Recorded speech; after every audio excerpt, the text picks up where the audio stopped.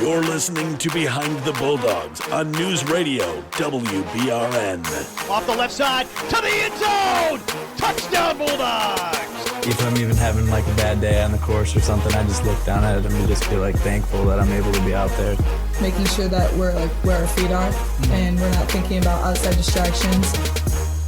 Hello, everybody, and welcome into another exciting edition of Behind the Bulldogs, Episode 4. Brandon Worth, Brody Kaiser, Tatum Outlaw, giving you the good stuff. Our full Ferris State Summer Sports Series season review. That was a lot of alliteration in one sentence. Made it through. We made it through, and we are in a later part of the week as we have, we fixed a blunder from yours truly to get you this episode a little later than normal, but we're still back at it. Turns out the record button is a very important process and one you sometimes forget after doing this for 5 years. This episode should be very good since we've had practice at it already. So there's nothing wrong with that.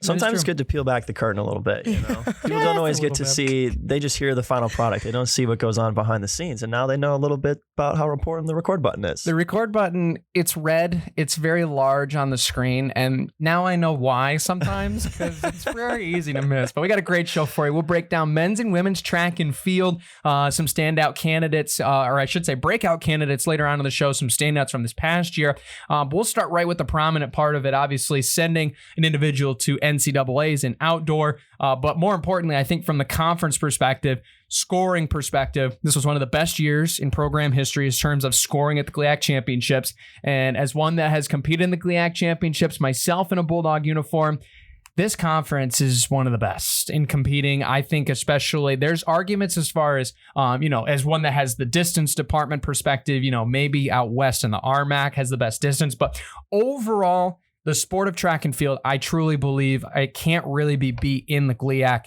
So it's a tough conference to compete in. But this year, one of the best scoring performances that we've looked at the data for so many years, even decades at this event. And I think that just goes to show how much this program has worked, how much they have put in. And now, finally, it really feels like the springboard from indoor to outdoor was capitalized on in the biggest moment against the biggest teams in conference. That's sort of what we talked about last year when we did this series, Brandon, was just, the individual and the team performances at indoor are usually pretty strong, but then sometimes outdoor, it slips a little bit. Not this year. That was not the case. Springboard was a term you used. That's a great way to put it because the outdoor season was arguably better than the indoor season this year. And I think that shows that this team, the promise that we've talked about for a lot of years with this program came true this year. We saw that promise come to fruition. The team performed well and even sent Devin to the NCAA championships. Huge shout out to him for an unbelievable season.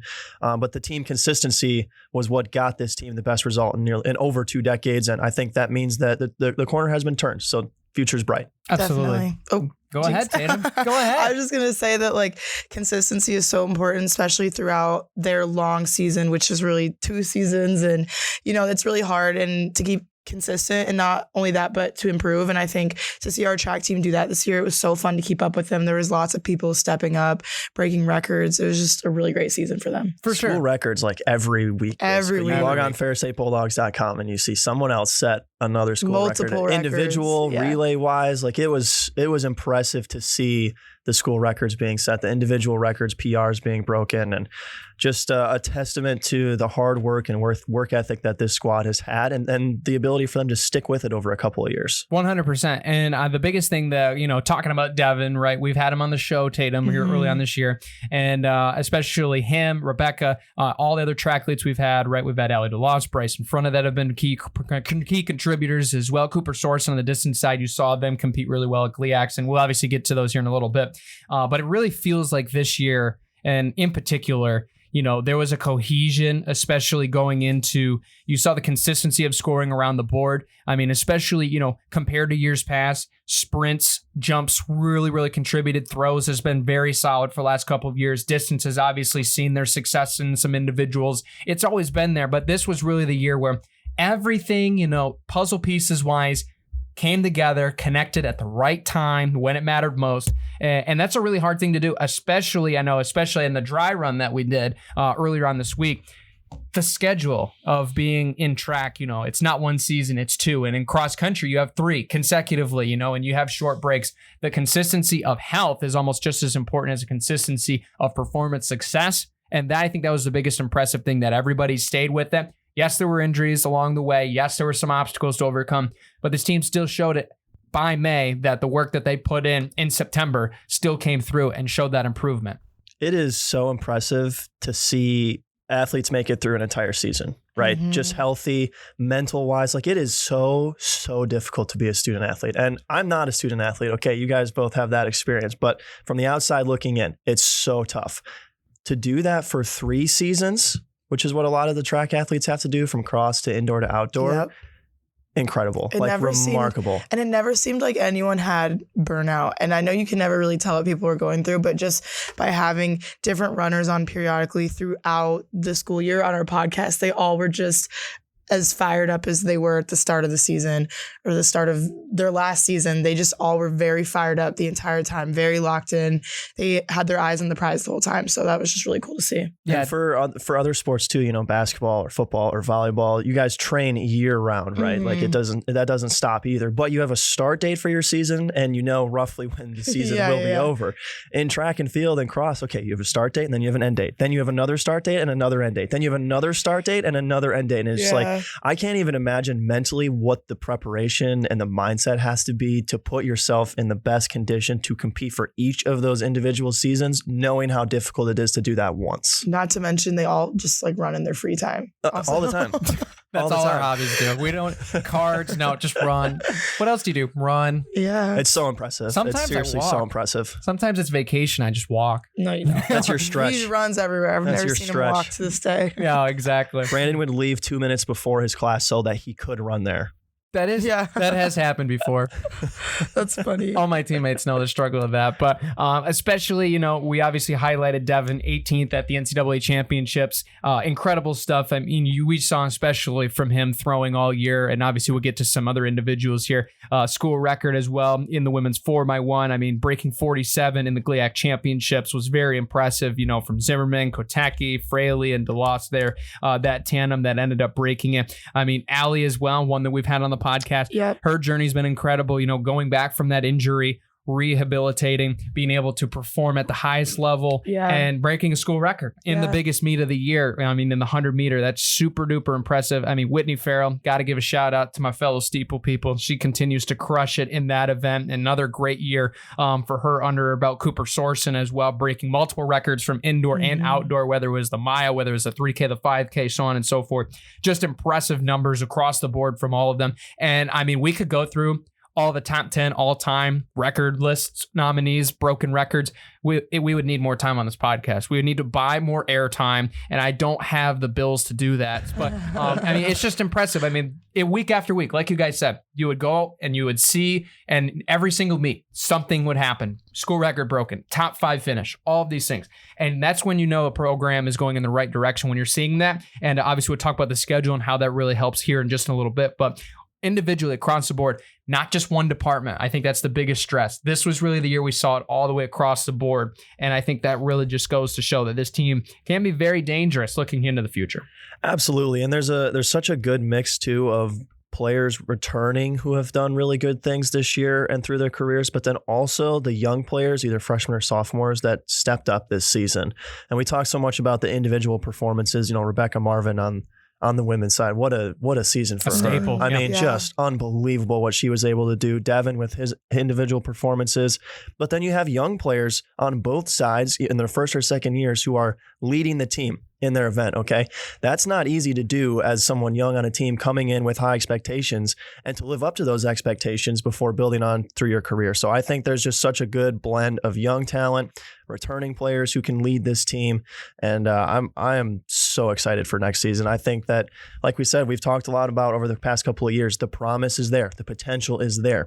Now we achieved that.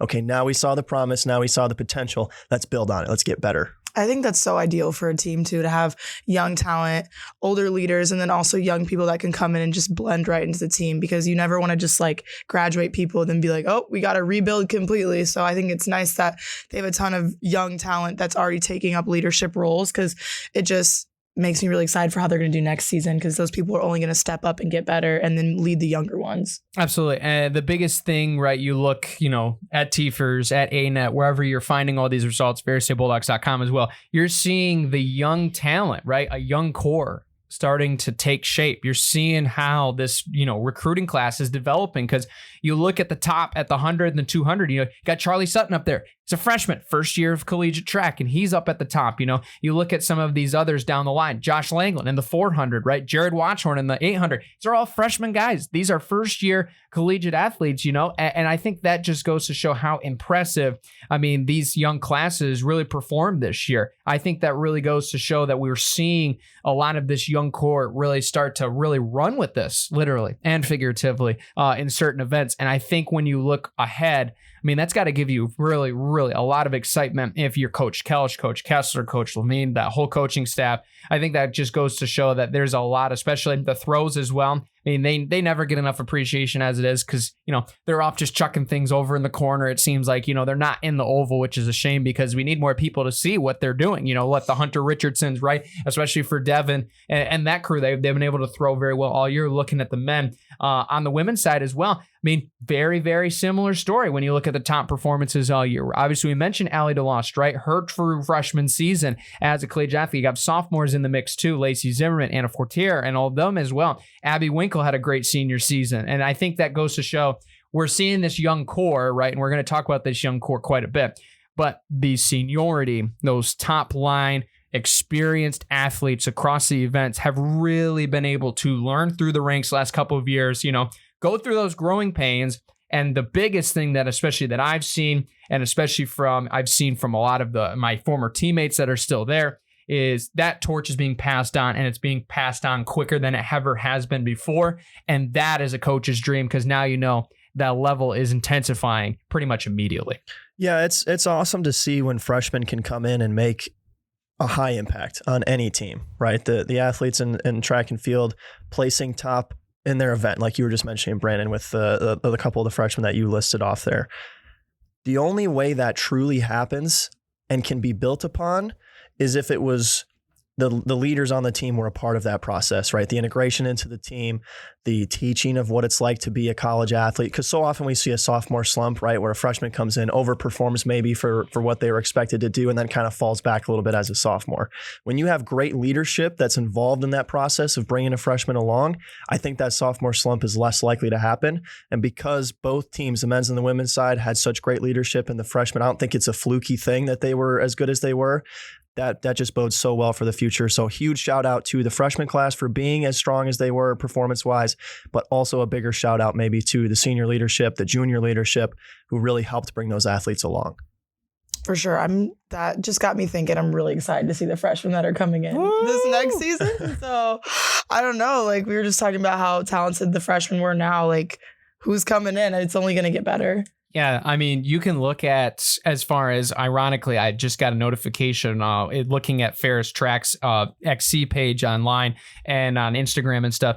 I'm already seeing 6 recruit signings in the last week. Yeah, they're bringing in a lot of people. There's a lot of people coming in. They're starting to see, the light at the end of the tunnel. And I think that's a very exciting thing, because we're going to get to breakout candidates, and none of these are going to be on there, right? We're looking at players that contribute, or I should say athletes that contributed last year, and looking at those. And we're going to have a whole batch of contributors that, obviously, Brody, when we did this last year, we didn't pick any of the names that I just mentioned because they were all brand new. You're That's right. You don't know. Obviously, I can see there's promise in what they're seeing from this individual, this guy or gal that's going to be a part of this team. But you just never know. You just never know. Just start naming recruits. Yeah, just start naming them. Boom, boom, boom. ABC. Just take your pick. And I think when you look at the schedule, right, this year was, over the last couple of years, you've seen a very similar schedule, and you still see that. But the change-ups and the additions of some of these different meets, I think, have prepped them for this. You look at where they've been this year. Obviously, indoor, you're kind of restricted because in the state of Michigan, there's really only 2 major indoor tracks, right? And they happen to both be in our conference in Grand Valley and Saginaw Valley, right? Those beautiful facilities, right? Northern used to host, but now they really have avoided it over the last couple of years. As far as some of the other schools have a little bit like Eastern, but not necessarily to the caliber of these big meets that we want to compete in. And so you obviously stay local there, but they moved up in meets, going to Jets Pizza, going to Big Meat, right? Going to all these big invites early on, especially holiday, early bird, early in the year to see how the trackletes really get out and get going.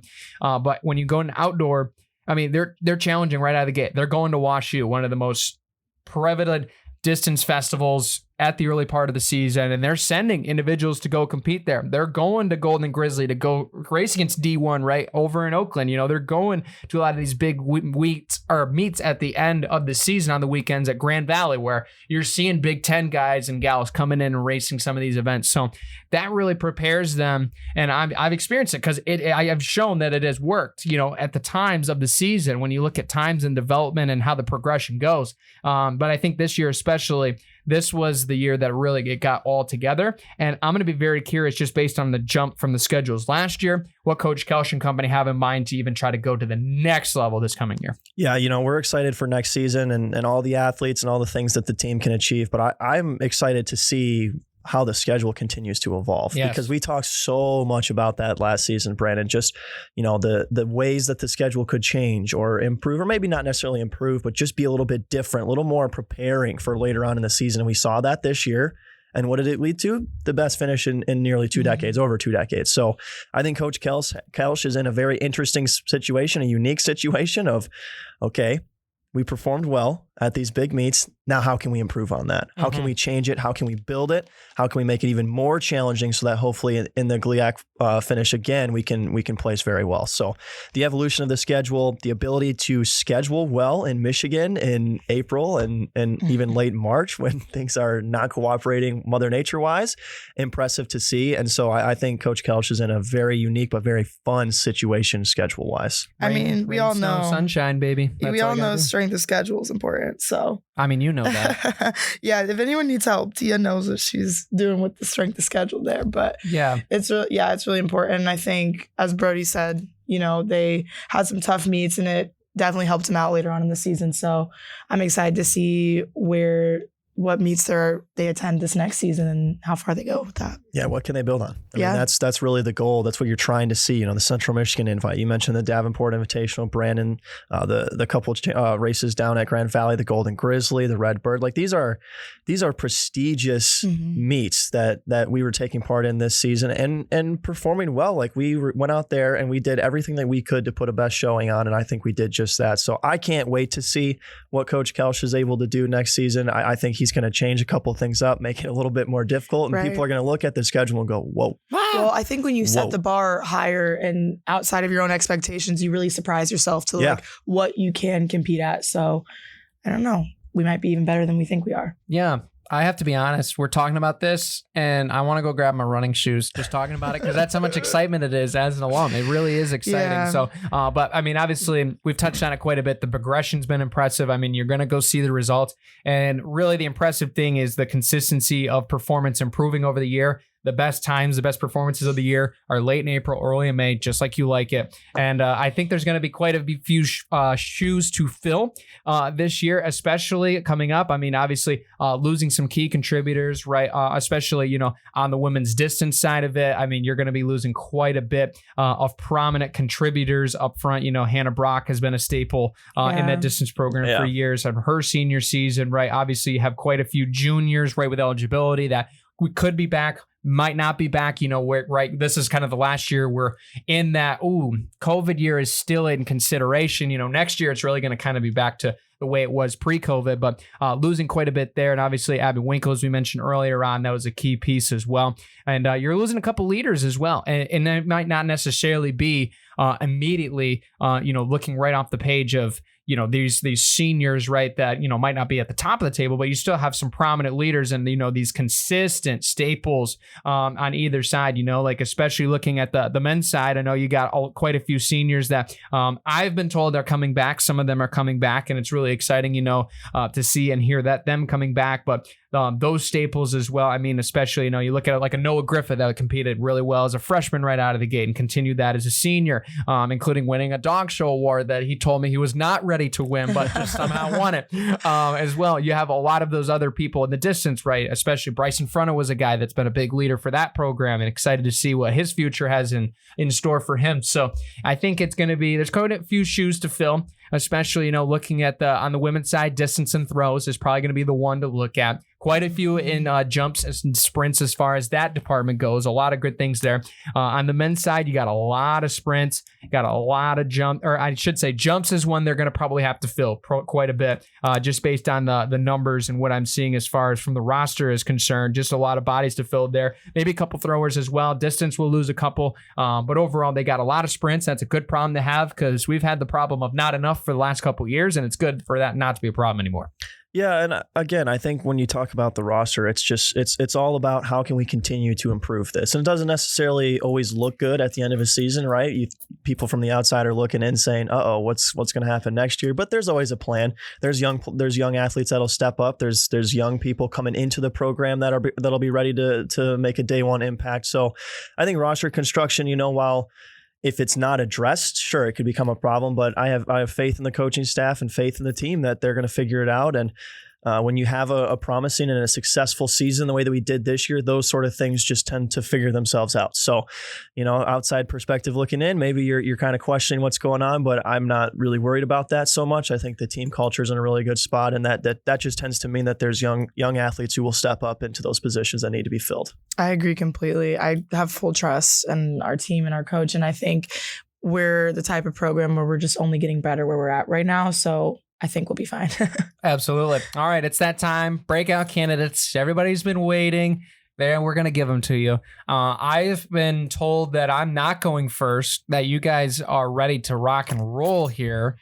Who wants to go first? Tatum wants to go first. Go ahead. I'm going to pick a thrower. Oh? Female thrower. Oh? Freshman Maddie Biller. Wow, okay. Because she had a good freshman season, and I think she's at a good spot to where she could really step up and make a difference next year. And she has a lot of older leaders to look up to and for them to guide a path for her to succeed. So I'm picking Maddie Biller. Okay, absolutely. I believe she threw 3 different things last year, Yep. Showing that versatility. And, Coach Levine has shown in the last decade, he's able to send a lot of those throwers and develop them into national contenders. So that's a very good pick. Brody, what you got? I'm going to go with Josh Langland. I think he showed a lot as a freshman, obviously leading the team in 400 meters time. He was second in 800 meters time, off by 0.8 of a second. If my math checks out there, maybe 0.9 of a second. Math might not check out. But regardless, he had a very promising freshman season, right? And the biggest thing that you worry about with freshmen going into their second season is, can they build upon what they did as a freshman? And I think with the group of athletes he had around him, the mentorship that he had around him with some of those leaders, he's going to be able to avoid that sophomore slump. I like him to have an outstanding Bulldog career. And I said this on the practice run, if you will, earlier this week. I think he can become the face of this franchise. I really do. I think he's got that sort of ability, that sort of potential. And I really like what he brought to the table as a freshman. That's what you want to see from a young player. He achieved that. Now, how can he build on it? I think he does so masterfully. Did you say face of the franchise? Face of the franchise. Josh is listening and he just got shakes with pressure. No, don't be worried, Josh. He was an incredible Such a bright spot. I mean, massive for the team, really. Huge. I mean, mid-distance, that's such a hard sport, or that's such a hard distance, right? 400, 800 to be good right away. That takes a lot of experience. And it's just impressive to see what he was able to do. And I think he's got a bright future ahead. I think that's a great pick. I could pick 5 different people at least, if not 10. We all could, really. Like, there's just so much really young potential on this team. People who have maybe shown some flashes, but not quite gotten there, but should. And it's it's exciting. It really is exciting. It really is exciting. I could go, in my home department of steeple and pick a guy, potentially like Blake Ferguson or Aaron Bowerman. I think those guys can be great. I could go in a different direction, maybe go some of the sprints guys, like Owen Barenwald is a hometown kid. I think he could be good. But I've especially seen, looking at a couple of the sprinters, especially on the girls' side, looking to see the progression. I was shocked to see the progression that Lacey Zimmerman has had. And that's not necessarily like throwing disrespect at her, but the amount of consistency that she's shown, and especially the breakout this last year. I mean, she was one that started back in her 2023 season in indoor. First meet, I believe, ran in the high 27s. And just this last year, already 25s in the 200, low 25s in the GLIAC championships, which, I mean, you look and she finished, I believe, overall 6th at Extra Weekend, which Extra Weekend, it might not seem like a big meet. It is a big meet. There is a lot of premier invitees that are brought to this meet, and she ended up finishing 6th. I believe she was just out of the finals qualification for the women's 200 as well as the 100. But I mean, she was a big part of that 4x1 school record. She was a big part of that. And I think now, especially with Allie being there, right, and Anna's been very good as well. She could be just as deserving of a selection. Those two especially have really progressed well together, so you could pick either of them. But I think especially being able to see now that they have somebody to have that ability to train with on an elite, because, we could say Allie DeLoss is a freshman, but she already broke out, Right. It wouldn't be fair. Those two, I think, can really follow her footsteps and make this sprint group such a depth perceived group and so successful. So I'm going to pick Lacey. Anna will definitely get the honorable mention. It could be a 1A, 1B type situation. But I think both of them are really primed for a breakout candidate here. One of many for this program. Yeah, it's not often you could basically just read the roster of freshmen and sophomores and say breakout. But I think that's basically where we are with the track program. Credit to Coach Kelsch and Coach Kessler for everything that they have done with the teams, and credit to the individual athletes for coming into the program and being physically and mentally prepared and ready to make an impact. I think it just speaks wonders to what the team is ready to achieve. I feel like this team is such like a melting pot of different groups and people and personalities. And I love just how passionate they are for the game and how they work together and support each other. And I just love watching this team. Yeah. I mean, what other sport can you have a 5'7" sprinter and a 6'5" thrower both be contributing for the same uniform? It's such a unique thing. That's why track's such a great sport. But that's going to conclude all the time we have today to talk some track. And I know there's going to be a lot of people anticipating next week. We're getting into winter, which means hoops time. We'll get into women's and men's over the next 2 weeks. People are very excited with those two programs. Not only the recent success, but new changes on the way as well. A lot of new changes. Absolutely. So be sure to stay tuned next week, wherever you're getting this podcast, or if you're listening live with us on WBRN. Thanks to Days Host Digital, and thanks to you. And make sure you follow us on social media, guys. Tatum, what is it? _Bulldogs? Yep, _Bulldogs. There you go. So you can follow the content there. Well, I guess we adjourn. Until next week, guys. Yep, see you guys next week.